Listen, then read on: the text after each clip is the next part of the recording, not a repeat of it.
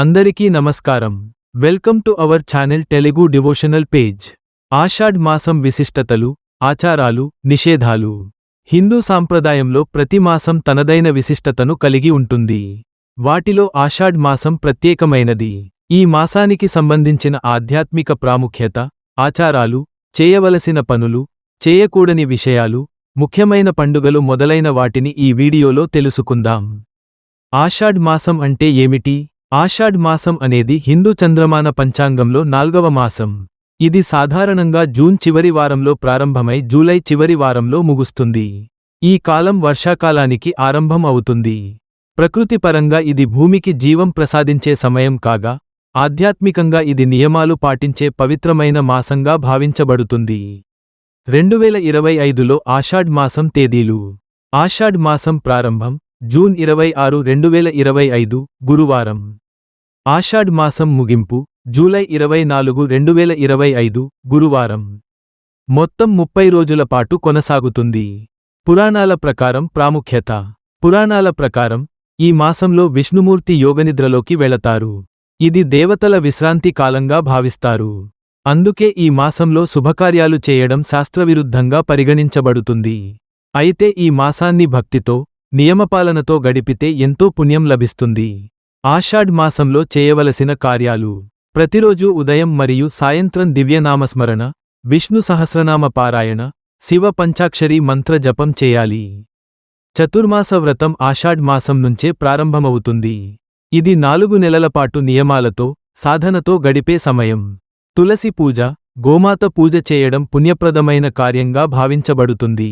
గురుపూర్ణిమ రోజు గురువుల పాదపూజ చేసి కృతజ్ఞతను వ్యక్తం చేయాలి. జగన్నాథ రథయాత్ర ఉత్సవాన్ని భక్తిశ్రద్ధలతో ఆచరించాలి. ఉపవాసాలు, పత్రాహారాన్ని పాటించటం ద్వారా శరీరానికి విశ్రాంతి, మనస్సుకు శుద్ధి లభిస్తుంది. ఆషాఢ్ మాసంలో చేయరాని కార్యాలు. వివాహాలు, గృహప్రవేశం, శుభకార్యాలు చేయరాదు. ఎందుకంటే ఇది దేవతల విశ్రాంతి కాలం. కొత్త ఇంటి నిర్మాణం, వ్యాపార ప్రారంభాలు వాయిదా వేసుకోవాలి. మాంసాహారం, అధిక మసాలా పదార్థాలు, నూనె పదార్థాలు తీసుకోవద్దు. లఘు భోజనం చేయాలి. తులసి మొక్క నుండి ఆకులు తీయకూడదు. తులసీదేవి కూడా ఈ కాలంలో విశ్రాంతిలో ఉంటారని నమ్మకం. ఆధ్యాత్మిక సాధనకు ఉత్తమ కాలం. ఆషాఢ్ మాసం ధ్యానం, జపం, ఉపవాసం, నామస్మరణ వంటి ఆధ్యాత్మిక సాధనలకు అత్యంత అనుకూలమైన కాలం. ఈ సమయంలో హనుమాన్ చాలీసా, విష్ణు సహస్రనామం, గాయత్రీ మంత్రం వంటి పారాయణలు చేయడం విశేష ఫలితాలను ఇస్తుంది. ప్రతిరోజూ సాయంత్రం దీపారాధన చేయడం మంచి ఫలితాన్ని ఇస్తుంది. ఆహార నియమాలు. ఆషాఢ్ మాసంలో జీర్ణశక్తి సహజంగా తగ్గిపోతుంది. అందువల్ల సాధారణ శాకాహారం తీసుకోవాలి. పచ్చి ఆకులు, తులసి, అల్లం వంటి పదార్థాలు జీర్ణానికి మేలు చేస్తాయి. ఉదయం, సాయంత్రం తేలికపాటి భోజనం చేయడం మంచిది. ఎక్కువగా నీరు త్రాగాలి. 2025లో ముఖ్యమైన తేదీలు. జగన్నాథ రథయాత్ర జూలై 3, శయన ఏకాదశి జూలై 7, గురుపూర్ణిమ జూలై 10, ఆషాఢ్ అమావాస్య జూలై 24. ఈ మాసంలో పూజలు, ఉపవాసాలు, పునీతమైన ఆచారాలు పాటించడం ద్వారా భగవద్కృప లభిస్తుంది. ముగింపు. ఆషాఢ్ మాసం అనేది భయపడాల్సిన కాలం కాదు. కానీ నియమపాలనతో, భక్తితో గడపాల్సిన మాసం. ఇది మన ఆత్మశుద్ధికి, మనోనిల్వకి మార్గం చూపే శుభకాలం.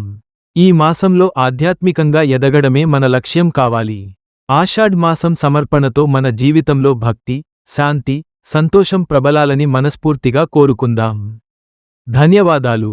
ఇలాంటి మరిన్ని ధార్మిక విషయాల కోసం తెలుగు డివోషనల్ పేజ్ ఛానల్ను వీక్షిస్తూ ఉండండి.